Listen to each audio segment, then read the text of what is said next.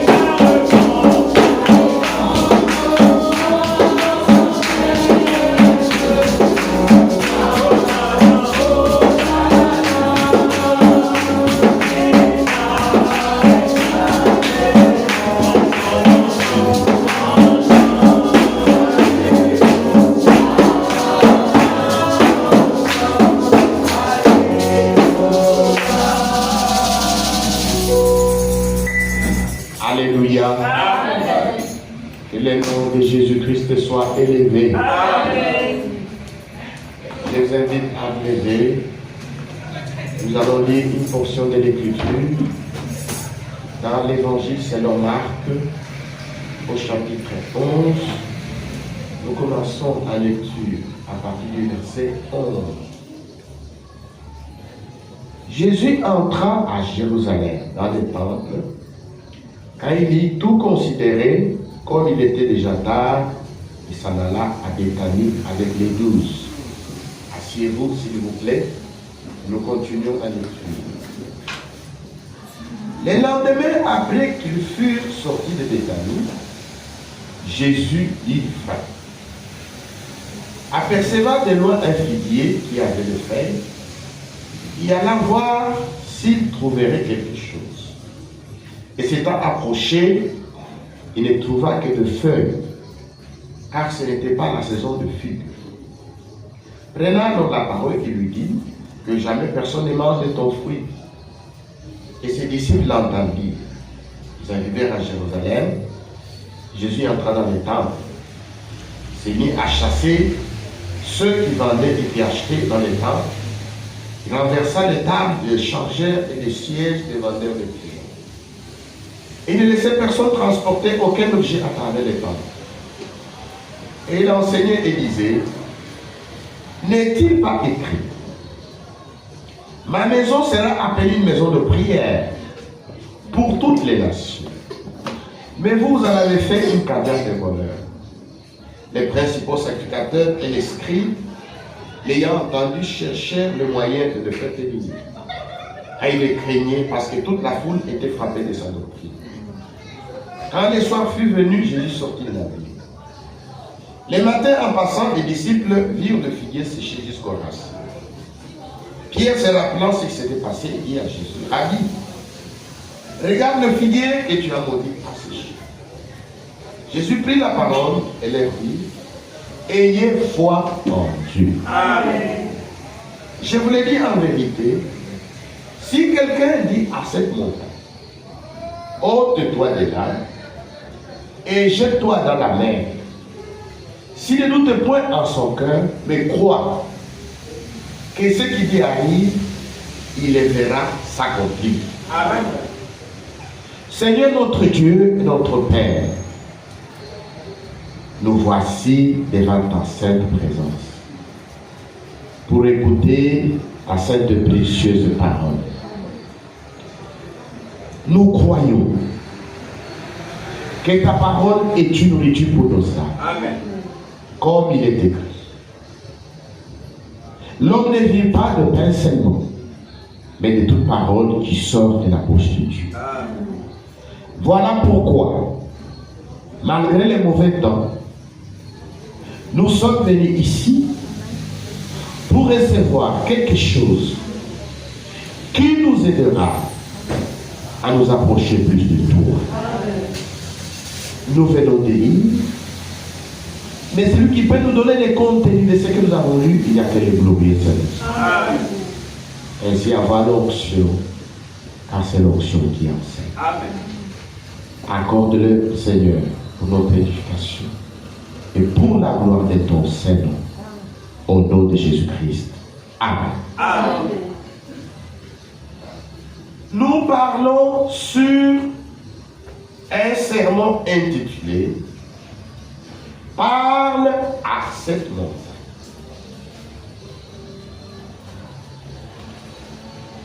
Ce passage de l'Écriture est une promesse.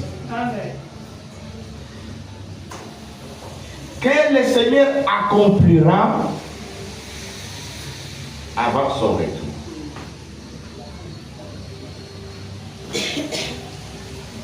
Et quand vous lisez attentivement, le Seigneur dit, ayez foi en Dieu. Amen.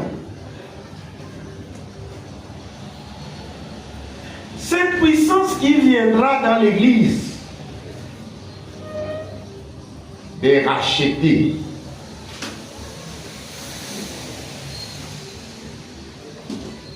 de ceux qui ont fait réellement l'expérience de la nouvelle naissance. Ils sont lavés dans le sang de l'agneau, qui sont sanctifiés par la parole, qui sont remplis du véritable Saint-Esprit. Ils verront cette écriture accomplie. Amen. Car Dieu achèvera son œuvre. Une puissance viendra dans l'Église. Et cette puissance secouera le monde entier. Amen. Il n'y aura pas d'imitation à cela. Amen. Parce que le premier poule, le frère Branham, a été élu. Le deuxième poule a été élu. Mais en ce qui concerne cette puissance, il viendra dans l'église rachetée, dans l'église élue, l'église épouse. Il n'y aura pas d'imitation possible. Amen. Nous avons vu que dans le ministère de Frère Branham, il y a eu 3 étapes, 3 phases, 3 poules. Amen. Frère Branham, presque à l'âge de 7 ans, quand sa mère l'a envoyé pour chercher de l'eau, il traversait un endroit où il y avait des buissons. Et il avait entendu une voix qui lui disait: ne bois pas, ne fume pas, ne suis pas ton corps d'aucune manière, car Dieu aura une œuvre à accomplir avec toi quand tu seras grand. Amen. Dans l'Ancien Testament, il y avait ce qu'on appelait le vœu de Naziréen. Si quelqu'un se détache pour faire un vœu de Naziréen, il devait s'abstenir de liqueurs fortes. Il devait s'abstenir de boissons alcoolisées. Il devait se garder dans la pureté et dans la sainteté. Amen. Parce qu'il était consacré. Et si nous voyons que dans la vie de Frère Branham, cette voix qui lui parlait était la voix du Seigneur, qui lui demandait de se conserver pur à cause de la grande œuvre que Dieu devait accomplir avec lui. Nous voyons déjà qu'en 1933, à la rivière Oyo, il a reçu un mandat. Il dit, comme Jean-Baptiste a été envoyé comme précurseur de ma première vie, toi tu es envoyé avec un message qui préparera ma seconde venue. Amen. En 1946, Frère Branham reçoit une commission. Et 2 signes lui firent donner.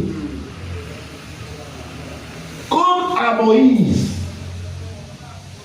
Moïse était le prophète de l'Exode. Dieu lui donna les signes. Moïse n'avait pas que le signe de jeter les bâtons pour que les bâtons deviennent un serpent. Derrière le signe, il y avait une voix. Il y avait un message. C'est Pharaon, laisse aller mon peuple. Amen. Et Frère Branham a prêché tout un sermon intitulé La voix du signe. Amen. Frère Branham était accompagné de 2 signes. Les signes de la main et le discernement. Amen. Et l'ange lui avait dit, si tu restes sincère, aucune maladie ne résistera à ta prière. Amen. Pas même les cancers. Et Frère Branham, tellement qu'il aimait le peuple de Dieu, il expliquait tout. À cause des explications, les pentecôtistes a imité cela. Et il continue à imiter ça jusqu'à ce jour. Parce qu'il a expliqué le premier poule. Quand je parle de poule, c'est en anglais, c'est phase, c'est étape. Il a expliqué que voilà, quand je pose ma main sur les malades, cette maladie se voit sur ma main sous forme de vibration et par inspiration, selon ce que m'a dit l'ange, je prononce ainsi, dit le Seigneur, lorsque la maladie disparaît et les malades reçoivent la guérison. Amen. L'ange lui a dit, si tu restes sincère, il arrivera que tu vas même commencer à discerner les pensées. Et cela est arrivé. Il commençait dans la salle à discerner les pensées.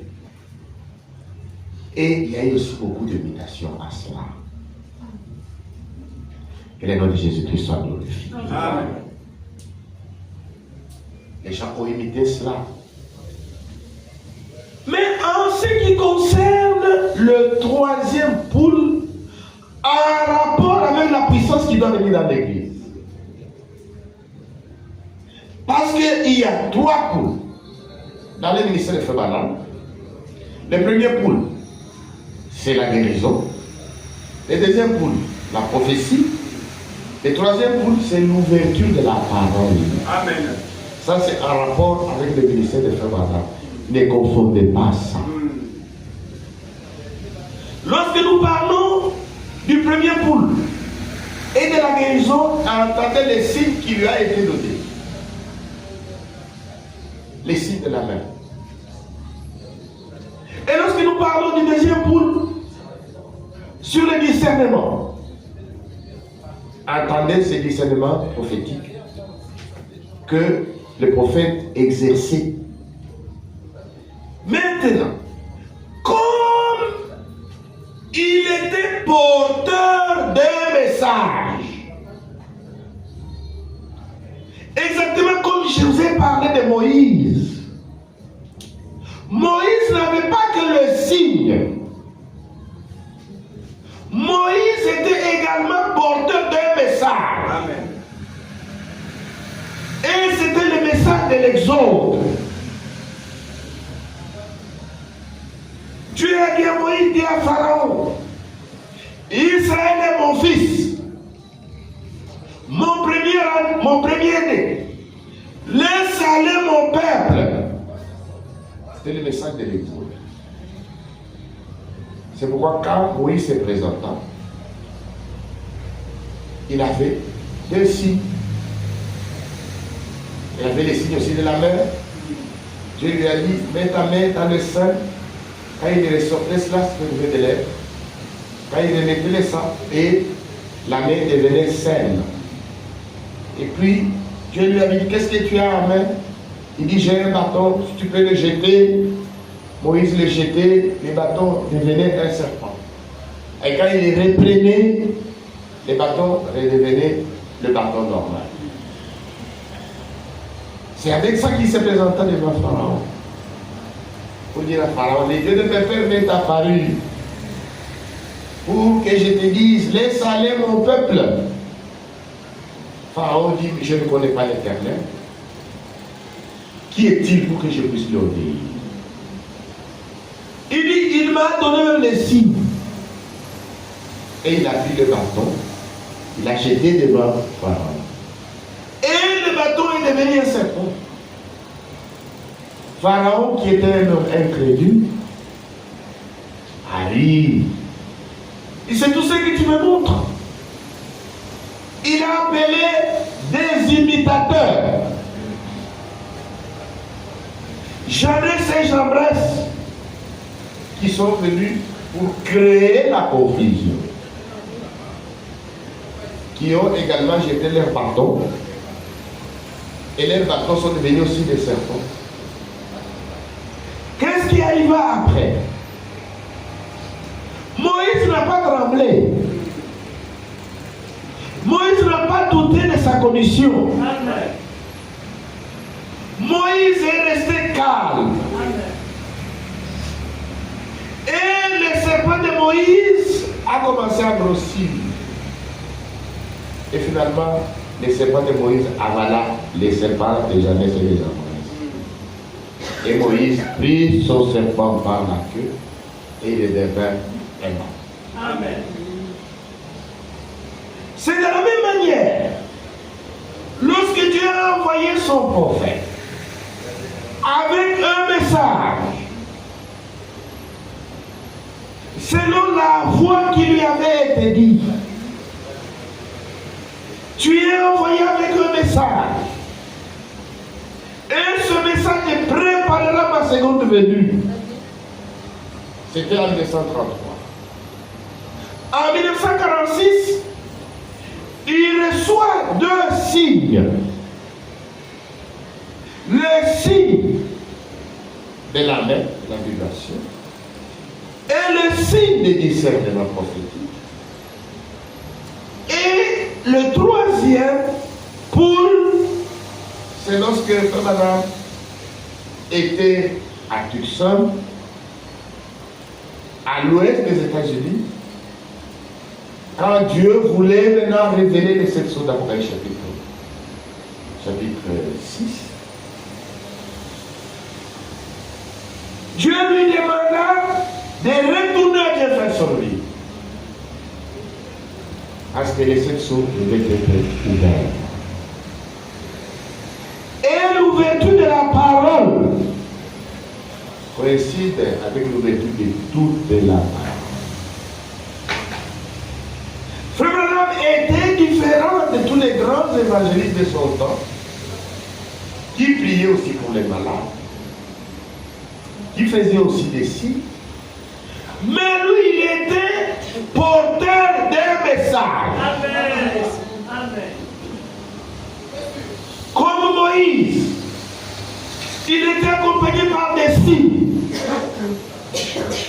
Mais derrière tous ces signes-là, il y avait une voix, il y avait un message.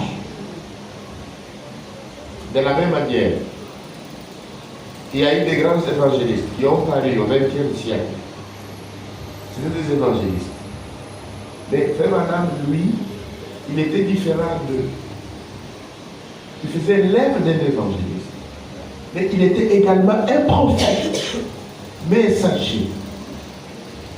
Il avait reçu des signes, et derrière ces signes, il était porteur d'un message qui prépare l'époux de Jésus-Christ à l'enlèvement. Et le nom de Jésus-Christ soit glorifié.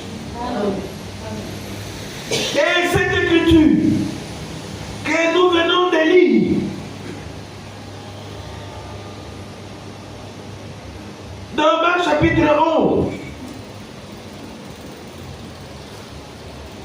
à partir du verset 23, je vous l'ai dit en vérité, si quelqu'un dit à cette montagne, ôte-toi de là et jette-toi dans la mer, s'il ne doute point en son cœur, mais croit que ce qui lui arrive, il les verra s'accomplir. Amen. Au verset 22, Jésus prit la parole et leur dit, ayez foi en Dieu. Amen.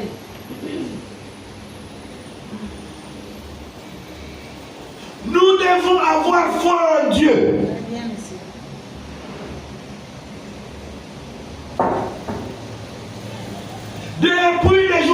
Pentecôte.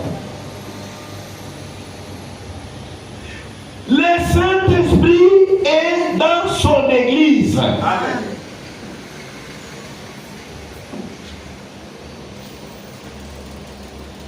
Jésus a dit, voici, je serai avec vous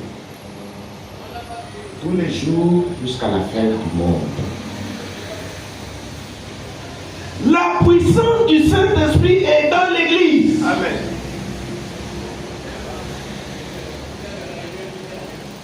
Mais pour faire travailler cette puissance, il faut la foi. Oui. Que le nom de Jésus-Christ soit glorifié. Amen. Ayez foi en Dieu. Même si c'est dans une faible mesure. Le Saint-Esprit n'a jamais abandonné son église. Amen. Je suis avec vous tous les jours. Amen. Jusqu'à la consommation des siècles. Amen. Qu'est-ce que Dieu veut? Que nous ayons la foi.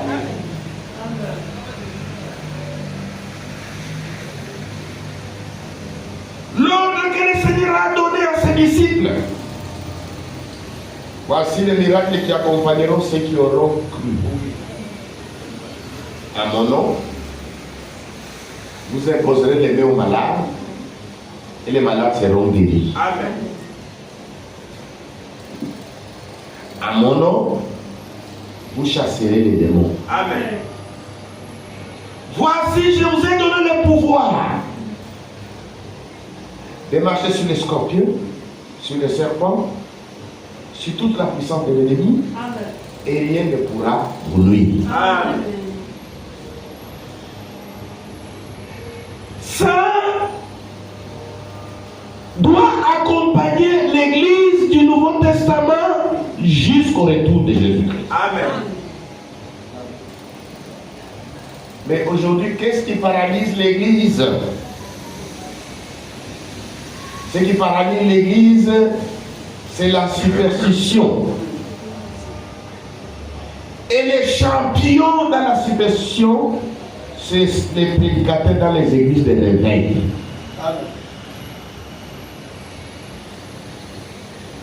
Et quand ils prient pour les malades, ils leur parlent exactement comme les charlatans, comme les marabouts, comme les devins. Ils leur disent, cette maladie ici, c'est un fusil nocturne. Ceux qui disent ça, ce sont les marabouts et les charlatans. Cette maladie ici, on vous a collé les masques des morts. Cette maladie ici, on vous a envoûté, on vous a jeté un sang. Cette maladie ici, c'est ton père, c'est ta mère, c'est ta tante.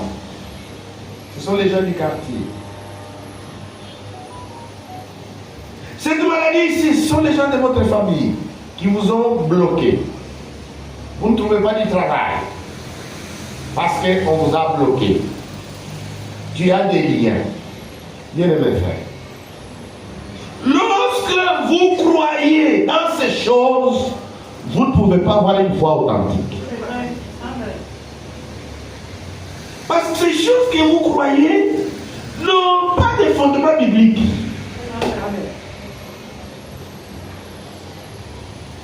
Et ceux qui ont une foi comme ça, ils manqueront de la lumière. Donc, qu'est-ce que tu as rêvé? J'ai rêvé ça, tu as des maris de nuit. Tu as une femme de nuit, un mari de nuit. Ces choses-là, qu'on nous dise où ça se trouve dans les Saintes Écritures. Voilà ce qui paralyse l'Église aujourd'hui. Amen. Nous devons croire comme disent les Écritures. Amen. C'est lui qui croit en moi, comme disent les Écritures. C'est ce que la Bible dit.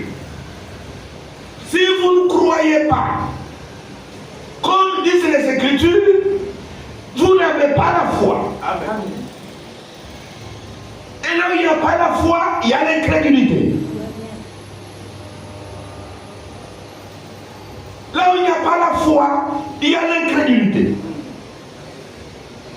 Nous devons croire comme disent les Écritures. Que le nom de Jésus soit glorifié. Où est-ce que dans les Saintes Écritures, Pierre ou Paul a dit à ceux qui venaient aux réunions, cette maladie ici, tu as été ensorcelé, tu es envoûté, c'est ton oncle, c'est ta tante. Ça n'existe pas. Mais pourquoi les chrétiens actuels acceptent des choses qui ne sont pas écrites? Je ne travaille pas. C'est ma famille. Je suis bloqué par ma famille. Je suis bloqué par mon nom. Mais quand vous avez une foi pareille, vous n'avez même pas la foi. Parce que la foi trouve son ancre dans la parole de Dieu. Amen. Ce madame a prêché tout un sermon.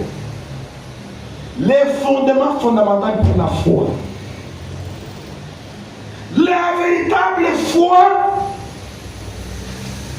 se fonde uniquement sur la parole de Dieu. Amen. Mais lorsque Satan vous détourne, tu te trompes d'ennemi. Votre ennemi, ce n'est pas votre papa, ce n'est pas votre maman, ce n'est pas votre oncle, ce n'est pas les voisins. L'ennemi de Dieu et l'ennemi des enfants de Dieu, c'est Satan. Amen. Si vous êtes malade, celui qui vous a rendu malade, c'est Satan. Si vous avez des difficultés dans la vie, c'est Satan, l'obstacle. C'est cette foi-là que nous devons avoir. Le nom de Jésus-Christ soit glorifié. Amen. Ayez foi en Dieu. Amen. Ayez foi en Dieu.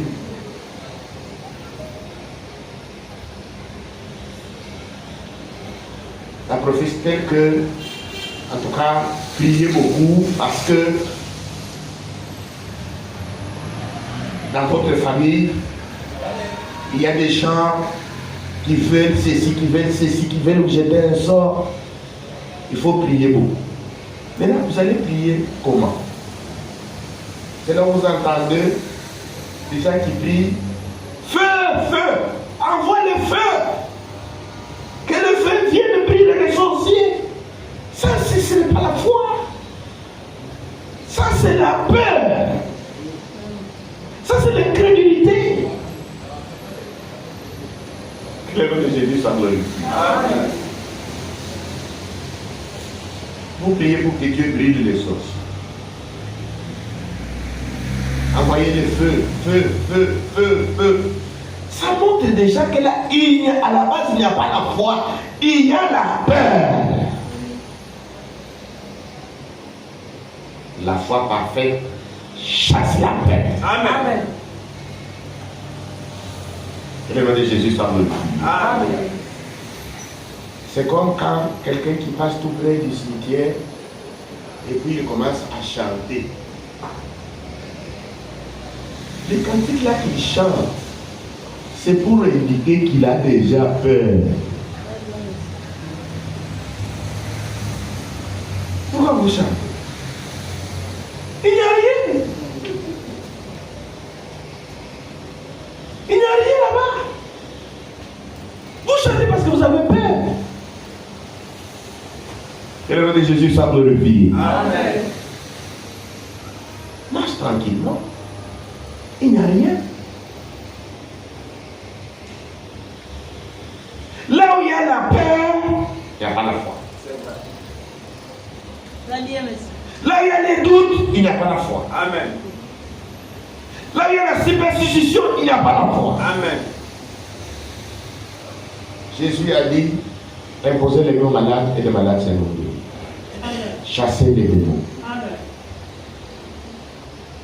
Jésus n'a pas dit, chassez les sorciers. Les démons sont des esprits. Est-ce que nous sommes ensemble? Amen. Ils sont nombreux. Même dans cette salle, ils sont là. Ce sont des esprits errants. Mais quand les démons n'est pas encore rentré dans un homme, il est inoffensif. Il ne peut rien faire. Même s'il tourne noir, il ne peut rien faire. Les démons deviennent virulents lorsqu'il entre dans un corps. Amen. Lorsqu'un démon entre dans un corps, il se forme lui aussi un corps. C'est ce corps qui se forme que le médecin appelle la maladie. Amen. Plus son corps grandit, plus la santé se détériore.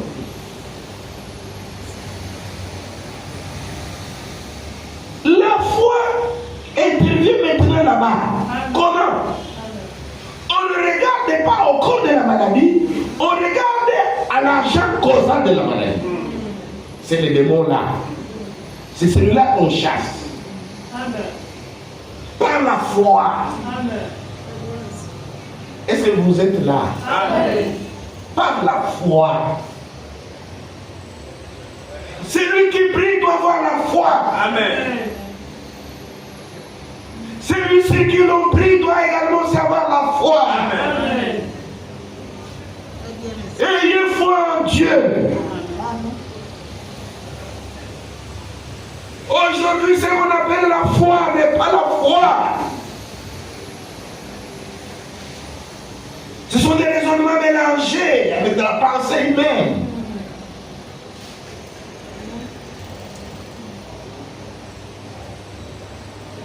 Et la parole de Dieu nous demande d'avoir la foi. Amen. Et Marc 16 doit travailler au milieu de nous. Amen. Cela n'a pas été confié seulement au prédicateur. Amen. Amen. C'est à tout le monde. Amen.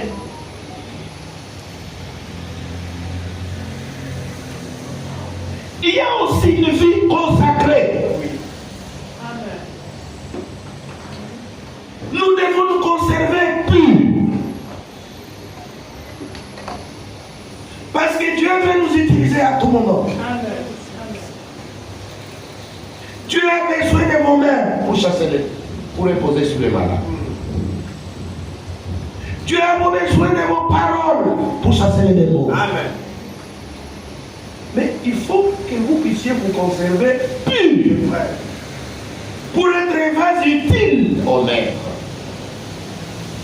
Dans une maison, il y a des vases d'un usage vil, il y a des vases d'un usage d'honneur. Amen. C'est ce que la Bible dit. Il dit, si quelqu'un se conserve pur, il sera un vase d'honneur pour son maître. Amen.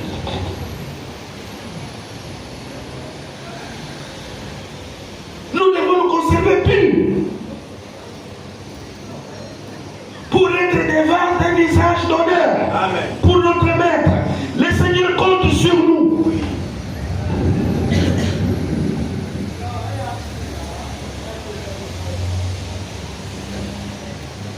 C'est comme ça que le Seigneur travaille. Il permet qu'une maladie arrive dans votre famille. Pour que toi tu dises aux membres de ta famille que toi tu crois en un Dieu vivant. Amen. Notre prédication ne repose pas en parole seulement, Amen. mais aussi en puissance. Amen. C'est très important. Nous devons expérimenter ces choses.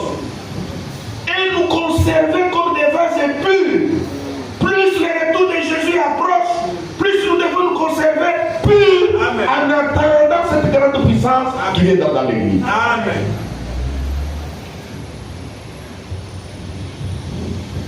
Est-ce que nous sommes ensemble? Amen. Et regardez même nos enfants qui vont à l'école. Ceux qui sont dans les classes d'examen. Ils passent ce qu'ils appellent des examens blancs. Est-ce que nous sommes ensemble? Amen. Quel est le but de ces examens blancs? Ils se préparent à l'examen qui viendra, Amen. qui sera sanctionné par le BPC, soit par les certificats, soit par les bacs. Voilà pourquoi ils passent des examens. Et ces examens-là, on leur montre des codes. Ils mettent même pas les noms. Ils mettent des numéros, des codes. Parfois, on les déplace. On les amène dans les centres. Il faut les examens blancs. On corrige. Quel est le rôle de ces examens blancs? Ces enfants, on les prépare à l'examen lui-même proprement dit qui viendra, pour qu'ils soient déjà entraînés Amen. à passer les examens. Et notre examen blanc, c'est Marc 16. Amen. L'église qui ne pratique pas Marc 16 ne verra pas Marc 11. Amen. Si vous pouvez dire Amen. Amen.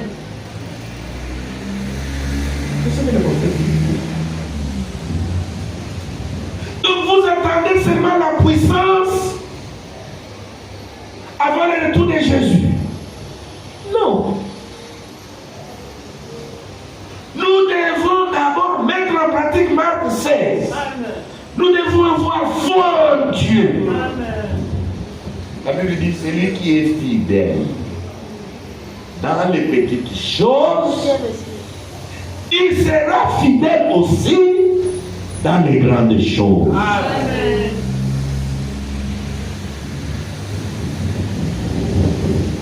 Le retour du Seigneur est proche. L'église attend le troisième boule. Oui. La puissance qui va secouer le monde entier. Les ministères de la parole parlée que nous recevrons. On ne va plus prier. On va seulement parler. Amen. Et le nombre de corps qui manquaient seront créés. Dieu a montré cela à son serviteur 5 fois. Pour que son serviteur confirme cette puissance, comment elle sera dans l'église avant le retour du Seigneur. Un jour,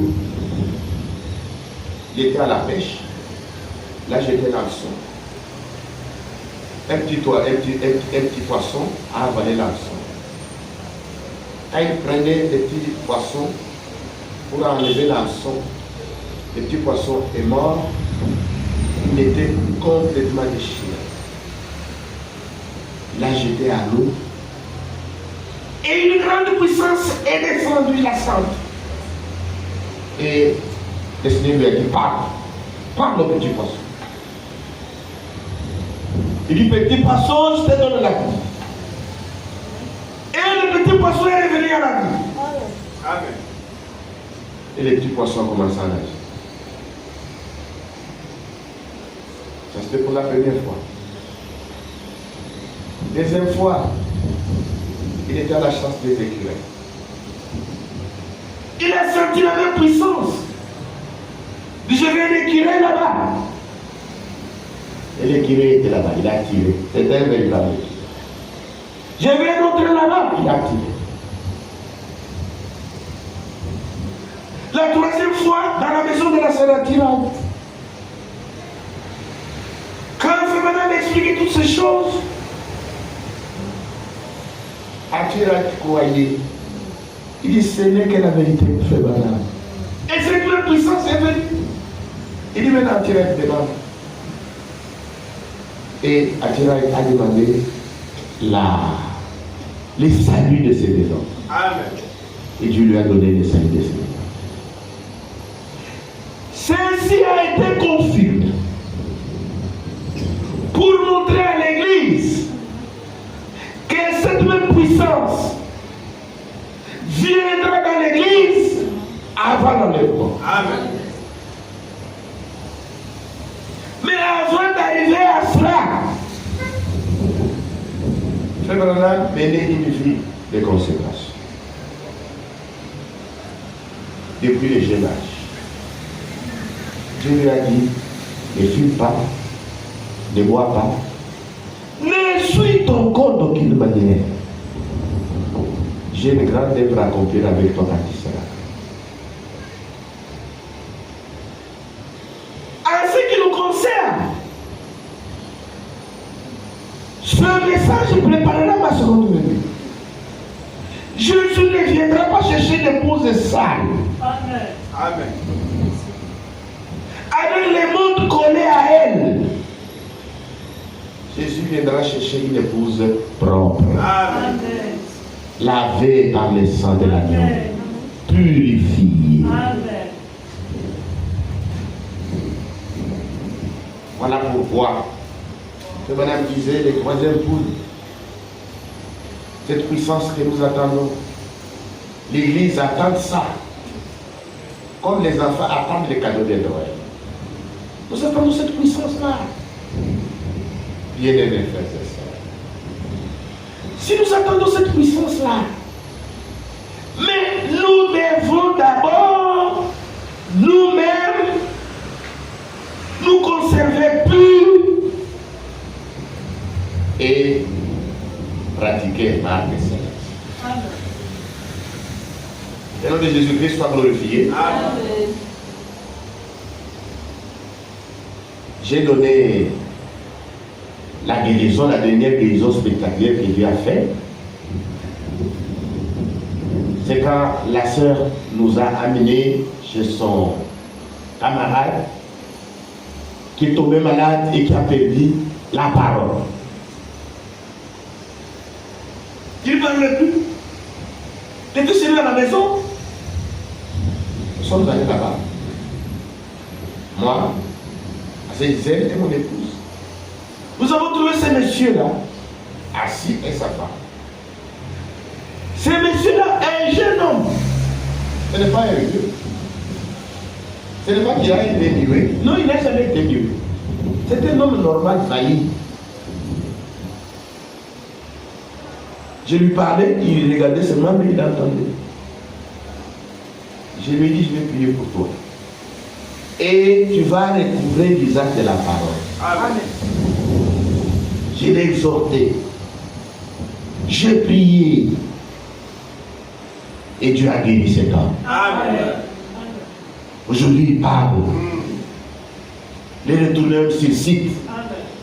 Ce sont des choses que vous pouvez vérifier. Nous avons besoin de tels témoignages. Amen. Des témoignages de la puissance de Dieu. Amen. Dieu est vivant. Amen. Il est le même hier, aujourd'hui, éternellement. Amen. Nous devons être une église où, quand les gens échouent partout, ils viennent ici et trouvent la solution. Amen. Amen. Ils vous appellent, vous, dans les quartiers, et trouvent la solution. Amen. Et Madame a dit, soyez salés, et le monde aura soif. Amen. Parce que le sel crée la soif. Mais nous devons nous conserver purs. Parce que vous ne savez pas à quel moment le Seigneur aura besoin de vous pour vous utiliser. Si tu es dans le vin, dans l'alcool, dans la drogue, dans la prostitution, dans l'impudicité. Comment il va t'utiliser en ce moment-là? Tu vas commencer à fuir. Quand on te dit, n'est-ce pas toi qui vas à l'église? Venez un peu prier. Ah non, non, non, non. Là, c'est très fort. Là, c'est très fort. Parce que quand Satan saisit une personne, mais il vous fait peur. S'il frappe l'enfant revient sur les yeux, tu as peur. Mais c'est seulement la terreur de l'ennemi. Murmurez seulement le nom de Jésus. Amen. Ayez foi en Dieu. Amen. Si nous ne mettons pas pratiquement que 16, comment arriverons-nous maintenant à ma cause?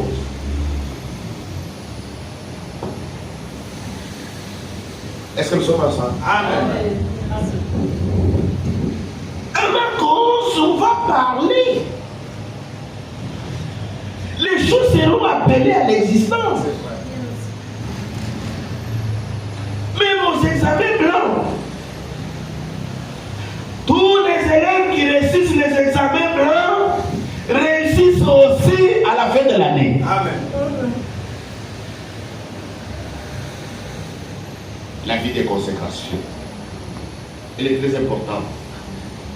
La vie de prière, elle est très importante dans la vie des chrétiens. Un chrétien doit se conserver comme un vase d'honneur, qu'il soit utile à son maître. Ayez foi en Dieu. Dieu ne nous a pas seulement enseigné à prier, mais nous devons croire dans nos prières. Amen. Nous devons croire que Dieu exauce nos prières. Vous ne pouvez pas prier que vous ne croyez pas dans votre propre prière. Alors pourquoi vous avez prié?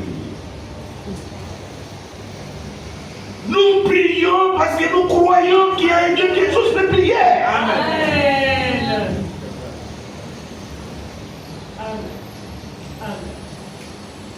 Ayez foi en Dieu. Amen.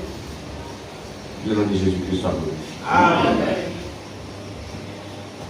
Ayez foi en Dieu. Amen. Vivez une vie sanctifiée. Amen. C'est très important. Amen. Dieu peut vous utiliser à tout moment. C'est là où la Bible dit, bénissez les maudissez. Oui. Un jour, frère Madame était dans une église en train de prêcher. Et il a vu des jeunes gens qui étaient derrière l'église là-bas. Et qui ont commencé à faire l'amour dans l'église. Et la même onction est descendue sur lui. Tu ne m'entends plus. Et la voix qui lui a toujours dit, lui a dit, parle. Tout ce que tu vas dire, ça va arriver à ces jeunes gens-là. Parle. Frère Branham a dit, jeunes gens, je vous pardonne. Amen. Et Dieu lui a dit, tu as dit la chose juste. Amen.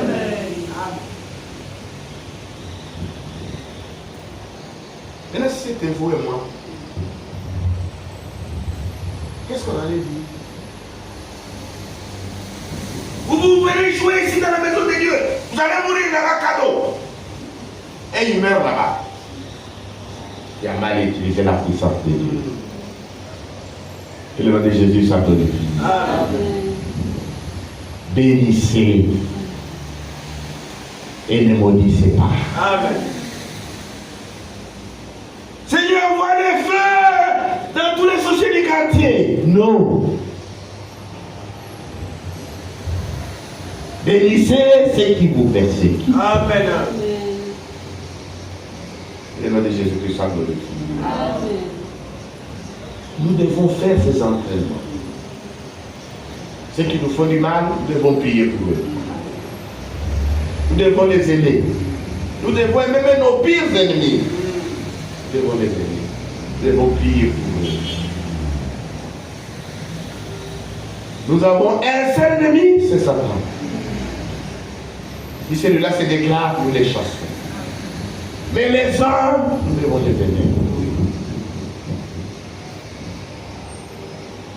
Que le nom de Jésus-Christ soit glorifié. Amen.